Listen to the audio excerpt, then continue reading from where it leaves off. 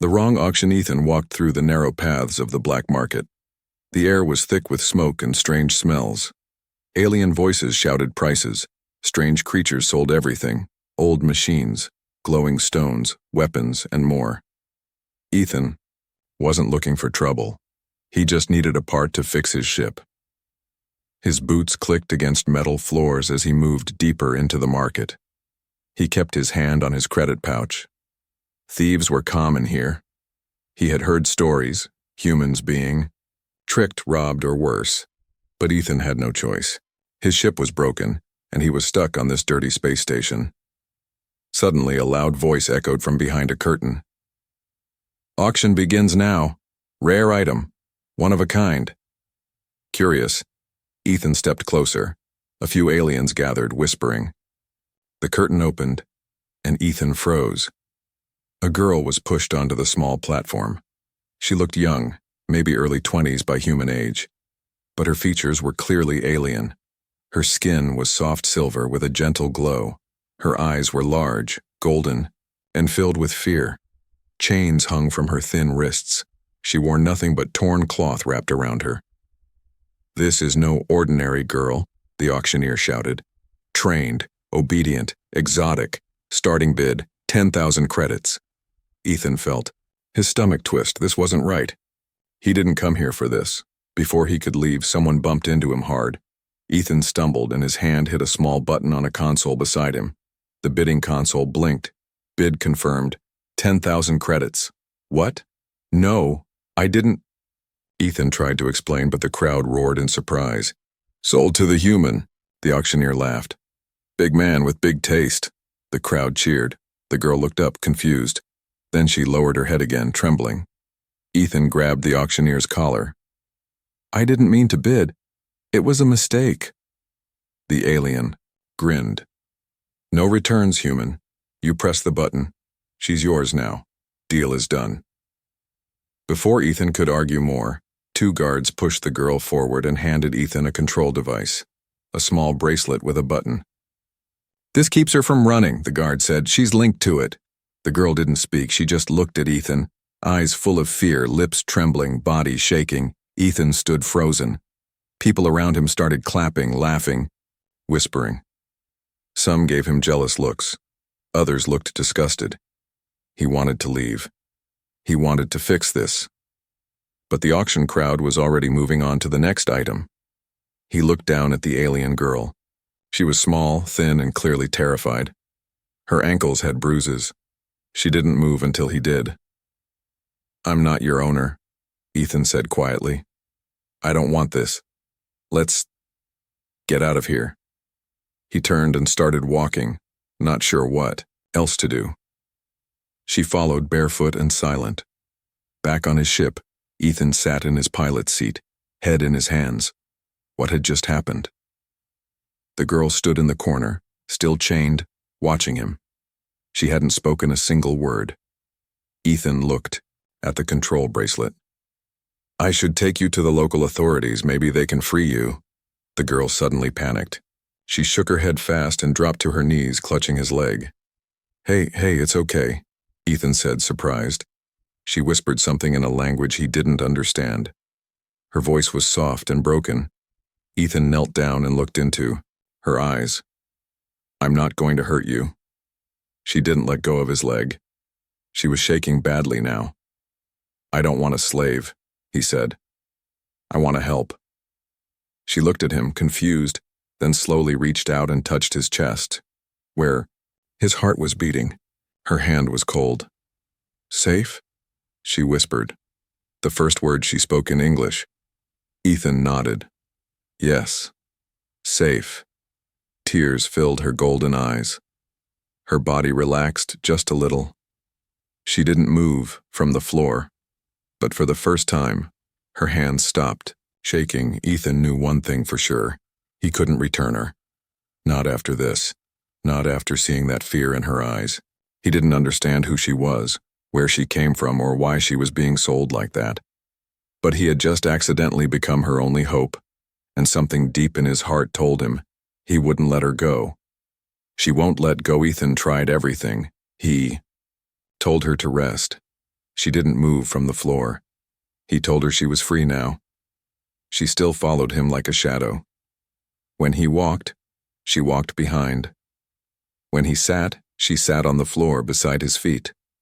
At night, she curled up near the corner of his small ship room, her eyes half open, watching him like he might disappear. Ethan didn't sleep well. Guilt pressed on his chest like heavy metal. He had never owned anyone in his life. He had grown up believing in freedom, fairness, and now, this. He woke early and found her still watching him. She hadn't slept.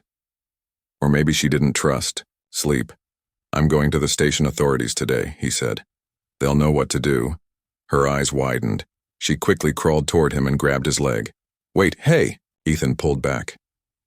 "I'm not giving you away, I'm trying to help." But she shook her head hard, tears filling her golden eyes again. She pointed to her collar, then to the window, where stars glowed cold beyond the glass. "Bad?" Ethan guessed. "Out there, bad?" She slowly nodded. Ethan sighed and ran a hand through his hair. "Then what do you want from me?" She reached up and touched her own chest. "Liren," she said. He blinked. "Liren. That's your name?" She nodded, then reached toward him. Her hand touched his chest again, just like the night before. "Safe," she whispered again. Something in Ethan's chest tightened. She didn't just fear the world. She feared everyone, except him. That day, Ethan visited 3 local outposts. Each one rejected him. "This isn't Earth," one officer said. "You bought her, she's yours. No complaints." "She's property." "Here," said another.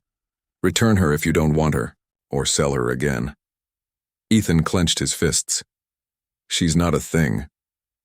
The officer just laughed. Ethan came back to the ship, angry and tired.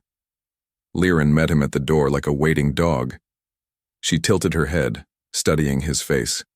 When she saw his anger, she touched his hand gently. No words. Just warmth. That small touch made something inside him quiet. Days passed. Ethan gave her food. She ate quietly, sitting on the floor. He gave her a clean blanket. She folded it carefully like it was treasure. He offered her a small bed in the eye corner. She refused, choosing the cold metal floor near his own bunk instead. She still followed him everywhere. If he showered, she waited at the door. If he stepped outside to breathe air, she stood beside him like a silent guard. One morning, while cleaning the ship's engine, Ethan slipped and cut his palm on a sharp panel. "Ah, great," he hissed. Before he could even grab a cloth, Liren was there. She took his hand gently in hers and brought it close to her face. She pressed her lips to the cut, then whispered something soft in her language. The bleeding slowed. The pain faded. Ethan stared, surprised. You healed me?" She didn't answer. She just smiled, tiny and shy. That night, Ethan tried something new. He brought a translator cube from a trader he knew and placed it on the table. "Let's talk," he said. Liren sat across from him. The translator blinked and hummed. Slowly, she began speaking in her native tongue. "My first owner kept me in a dark box," the cube translated. "Second one burned my feet for walking too slow. The last one tried to remove my voice." Ethan's hands curled into fists. "Why are you with me?" he asked. She looked into his eyes. "You didn't look at me like I was meat. You looked scared, like me." He nodded slowly. Liren leaned forward. "If you send me away, they will find me, put me back in chains, hurt me again." Ethan whispered, "I won't let that happen." Her hand touched his chest once more. "You're my safe." He didn't speak for a long time. He just looked at her, wondering how something so broken still trusted. Later that night, Ethan sat alone, watching her sleep for the first time. Curled under her blanket like a child, she looked peaceful. But only now. Only after days of silence and fear. He thought of Earth, of home, of rules and laws, and he thought of this strange girl, This alien who now trusted him more than the galaxy itself. He hadn't meant to buy her, but now she wouldn't let go. And maybe, just maybe, he didn't want her to. Marks on her back. Ethan was fixing a wire under the ship's main console when he heard a soft gasp. He turned and saw Liren standing by the doorframe, her face pale, her eyes wide. "Are you okay?" he asked. She didn't answer. She just pointed. Smoke. The wire in his hand had sparked and burned the edge of his shirt. Ethan quickly threw it aside and waved the smoke away. "It's fine," he said. "Just a stupid spark." But Liren didn't move. She was trembling. Her eyes were locked on the little flame that had flickered before dying. "Liren?" Ethan stood up. "It's okay. It's over." But then, suddenly, she dropped to the floor, covered her head with her hands, and whispered something again, and again in her language. It took Ethan a few seconds to realize she wasn't just scared, she was remembering. He knelt beside her carefully. Hey, it's okay." She flinched when he touched her shoulder. "Just a wire," he said gently. "No fire. I would never let anything hurt you." Slowly, her breathing slowed, but her eyes stayed wet with tears. "Someone burned you. Before, didn't they?" She didn't answer, but she didn't need to. Later that evening, Ethan prepared a small meal: vegetables, protein cubes, and warm water. He placed the plate in front of her and sat down across the table. She didn't eat. Instead, she stood, turned away from him, and after a long pause, untied the fabric covering her back. Ethan's heart stopped. Her silver skin had dark, rough lines, burns that had healed wrong, whip marks, bruises, even scars that looked like symbols branded into her flesh. It was worse than anything he had imagined. She looked over her shoulder, her voice low. They called it punishment. For not smiling. Ethan stood slowly, walking closer. "Who did this?" She shrugged. "Many." He reached out, his hand shaking, and gently touched one scar. Her skin twitched, but she didn't move away. "No one helped you?" he asked. "No one stayed," she whispered. Ethan stepped back, full of quiet rage. "Then I'll stay." That night, Ethan couldn't sleep. He sat in the dark, thinking. He had seen pain before. War. Wounds. But this was different. Liren wasn't a soldier. She hadn't chosen any of this. She had survived it, and now, even after all that, she trusted him.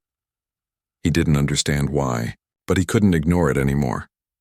The next morning, Liren walked into the small living area, wearing a clean shirt Ethan had left out. It was too big for her, but she had tied it at the waist. She looked different, stronger, a bit more confident. Ethan smiled. "Looks good on you." She tilted her head. "Belong to you?" "It used to," he said. "Now it's yours." She smiled, just a little, and sat beside him on the floor. "I was trained to obey," she said. "But I don't want to obey you. I want to stay. You already are." She nodded. "I know, but I need to hear it. I need to know I'm not a thing anymore." Ethan took a deep breath. "You're not. You're Liren. And you're free." Her lips trembled. "But I don't want to go." He looked into her eyes. "Then don't." Later that day, Ethan searched the station for medical cream and scar salve. When he returned, he held up the container. "This might help your back. I don't know if it works on your kind, but we can try." She looked at the tube, then back at him. "You will touch me?" "Only if you say yes." She hesitated, then turned around. "Okay." He applied the cream gently, like handling fragile glass. She flinched at first, but then relaxed under his hands. Neither of them spoke. After a long moment, she whispered, "You touch like a friend." Ethan smiled softly. "I'm trying." As night came, Liren sat beside him again. She leaned her head against his arm. "I used to dream of someone who wouldn't hurt me," she said. I never thought he'd be human. Ethan didn't answer. He simply put his arm around her shoulders, careful and light. In his heart, something was changing. She wasn't just a girl he rescued anymore. She was becoming someone he cared about, deeply. And the truth was, she wasn't the one who wouldn't let go anymore. He wasn't sure he could let her go either. The bounty hunters arrive. The alarm blared early in the morning. Ethan jumped out of bed, heart racing. Lights flashed red across the ship's dashboard. Motion detected near airlock. He rushed to the console and checked the cameras. 3 figures, tall, armored, and dangerous, were moving slowly through the docking bay. Their weapons were large. Their eyes glowed beneath dark helmets. One of them scanned the air with a tracker. Liren appeared behind Ethan, already alert. Her eyes locked on the screen. She froze. Her lips moved without sound, then whispered one word. Hunters. Ethan turned to her. They're looking for you? She nodded slowly. Her body trembled. They find. They take. No more words. No more light. Ethan grabbed his jacket. Not while I'm here. The bounty hunters walked like they owned the station. They showed no fear. Other aliens quickly moved out of their path. One spoke to a nearby vendor. We are tracking stolen property. Female. Silver skin. Slave markings.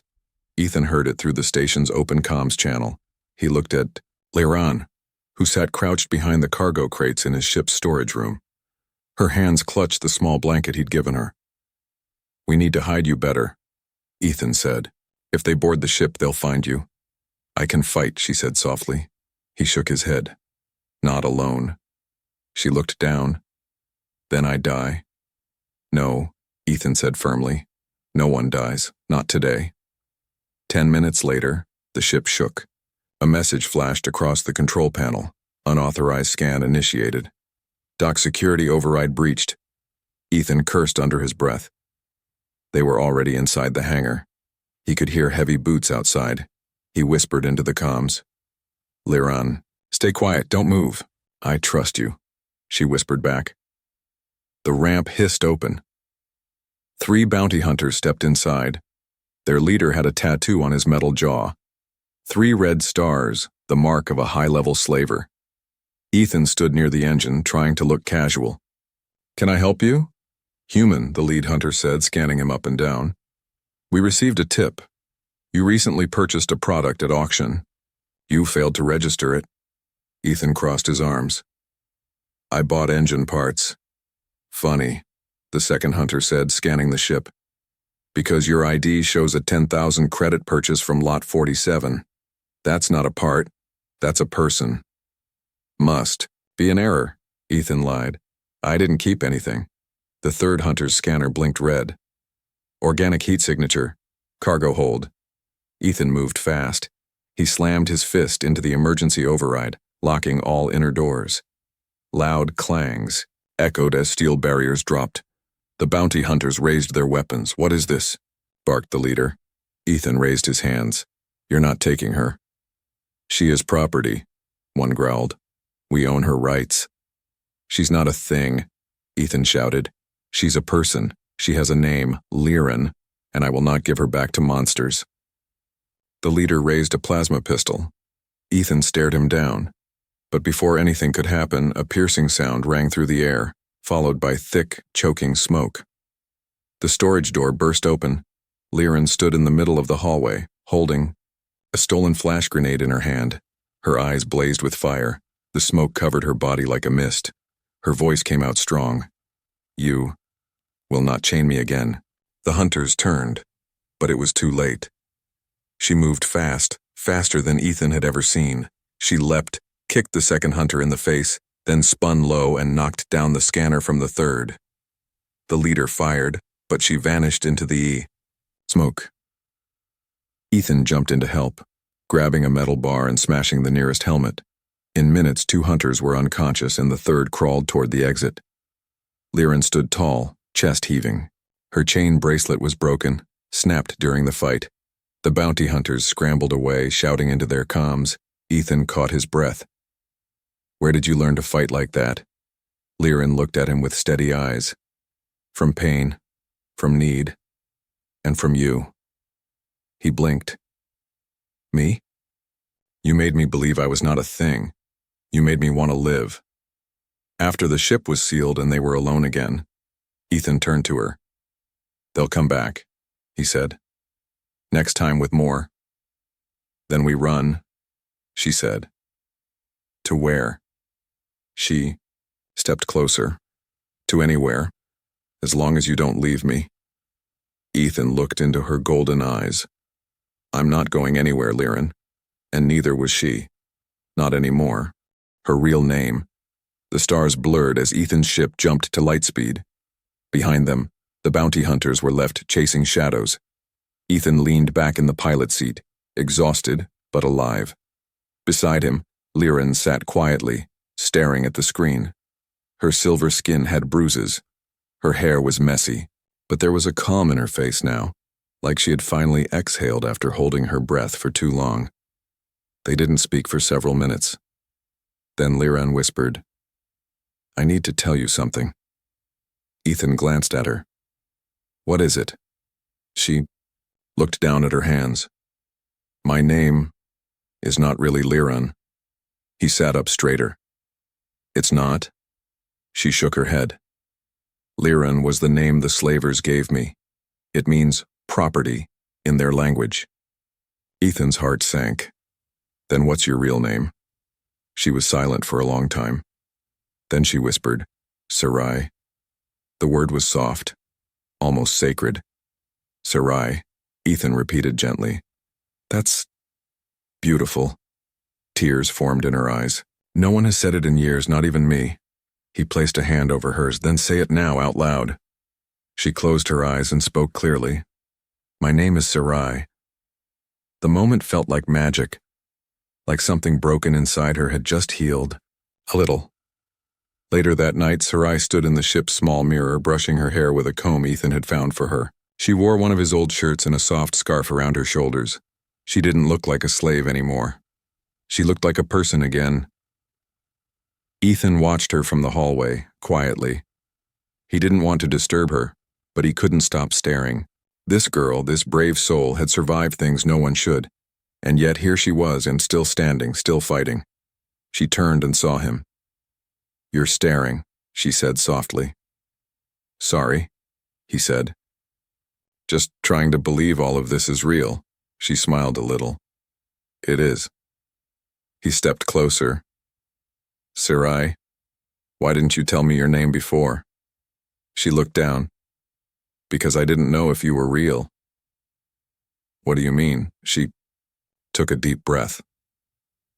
I've been owned, traded, punished. Everyone wanted something from me. Obedience, silence, my body. But you never asked for anything. Ethan swallowed hard. I just wanted to help. I know, she said. That's why I was afraid. I didn't know how to trust someone who asked for nothing. The next day, they landed on a small, quiet moon orbiting a gas giant. It was a forgotten place. No ports, no patrols, just forests and rocky plains. Ethan knew a man there, an old friend named Marlowe, who could forge new identity chips. They walked together through the trees, the wind soft against their faces. Sarai breathed deeply.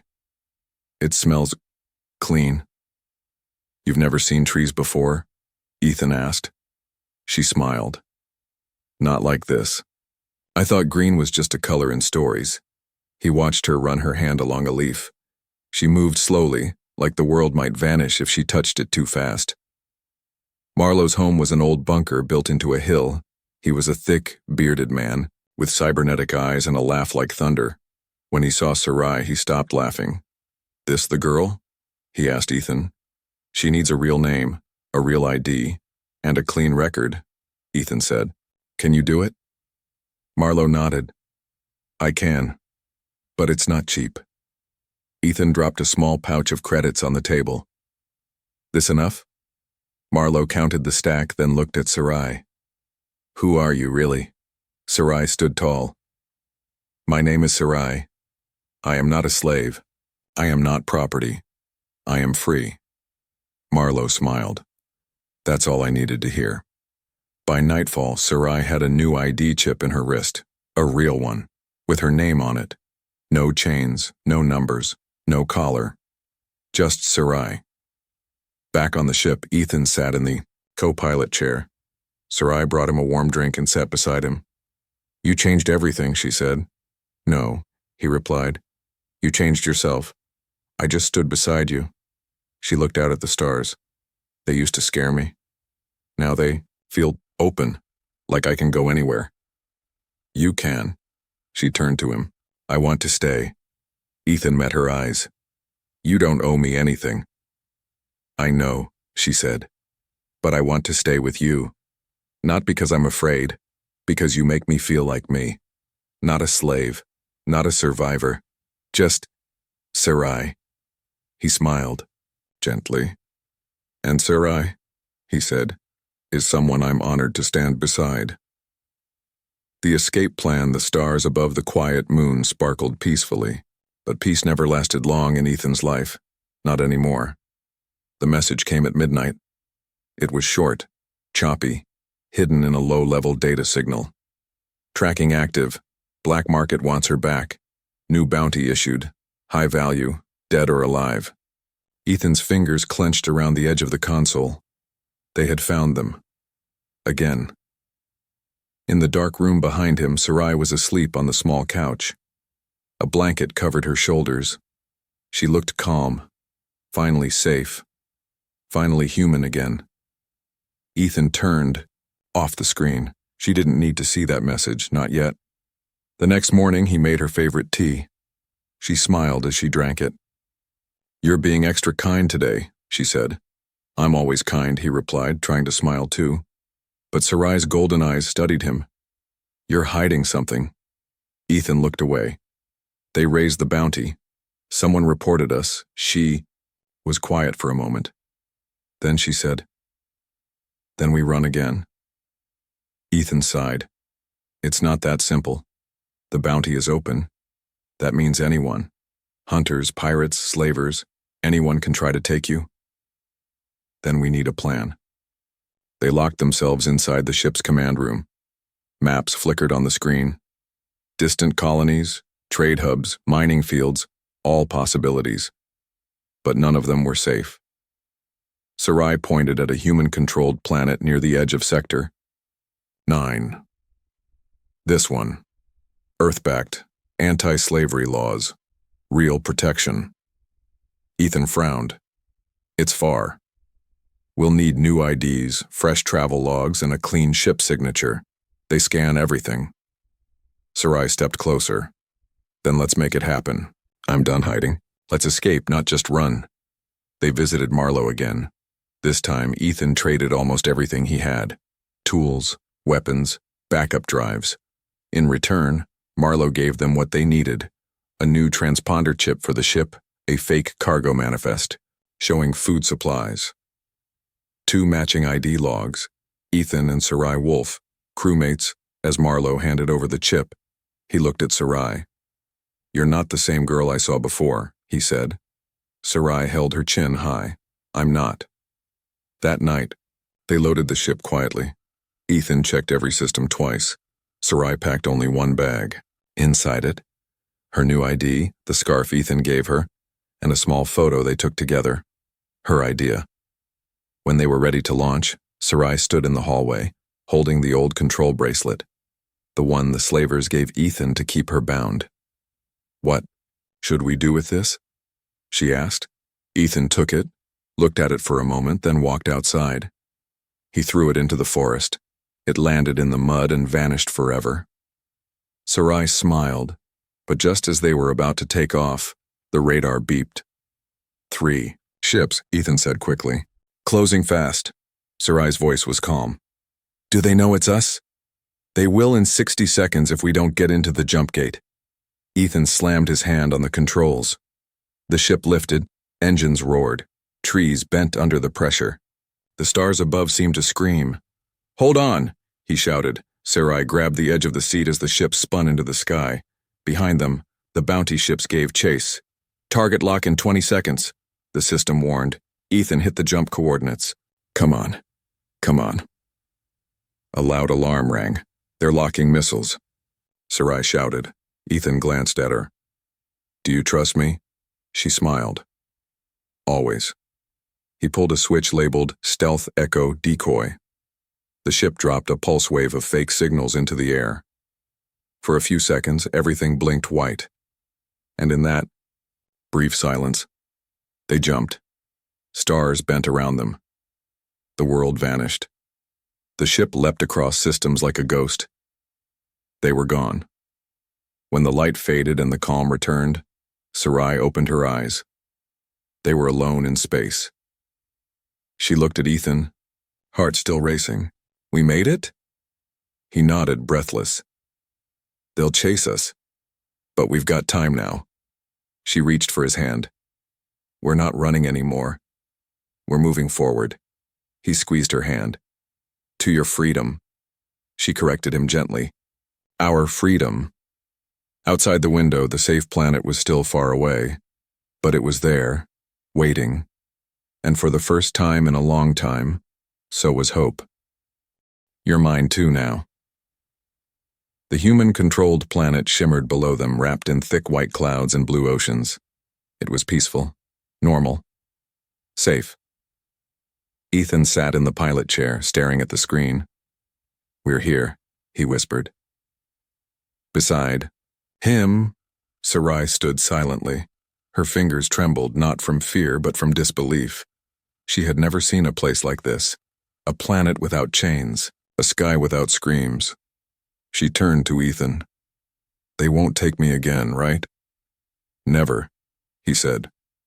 Not while I breathe. The ship slowly began its descent.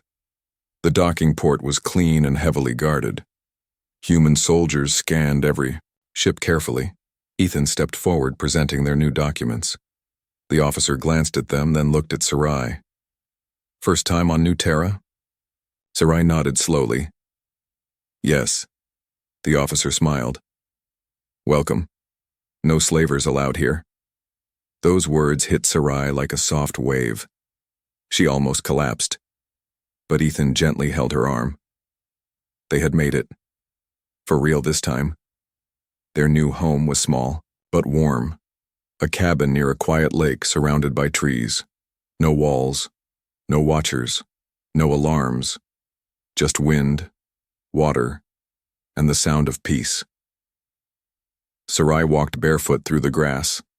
The sun touched her skin without burning. Birds chirped above. She turned, in a slow circle, arms open. It feels like a dream. Ethan smiled from the porch. It's real. She laughed, a sound he had never heard from her before. Not a soft giggle, a real, full laugh. It was beautiful. He wished he could bottle that sound forever. That night, Sarai lit a small candle and placed it by the window. What's that for? Ethan asked. She sat beside him. For the others, the girls who never escaped, the ones still out there. Ethan nodded slowly. You honor them. I owe them, she whispered.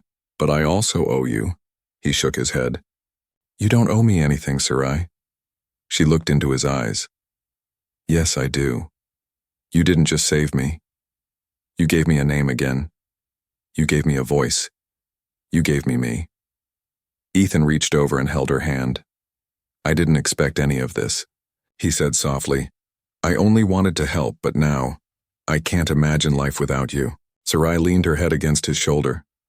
You're mine too now, she said. He looked at her. What do you mean? She smiled. You saved me. You fought for me. You never asked for anything in return. That's love. Ethan blinked. Sarai, She gently placed her hand on his chest, right over his heart. I may have been bought at a market, she said, but I gave this by choice. And he knew exactly what she meant. Weeks passed. Sarai began volunteering at a refugee center, helping other escaped aliens. She taught them Earth languages, taught them how to smile again. Ethan worked with a cargo team using his ship for transport. They lived simply, quietly. But every night before they slept, Sarai would whisper 3 words. "I'm still free," and Ethan would whisper back, "So am I." One evening, under a clear sky full of stars, Sarai handed him something, a small box made of dark wood. Ethan opened it. Inside was the broken slave collar she had once worn, now melted into a heart-shaped pendant. "I want you to have it," she said. He touched the pendant gently. "Are you sure?" "It's a reminder," she said, "that I was owned. And then I chose who I gave my heart to." Ethan held the pendant tight, eyes stinging. "Then I'll wear it always." Sarai smiled. "Good. Because I don't plan to let you go." They were no longer just a human and an escaped slave. They were partners, survivors, and more than anything else, they were free together.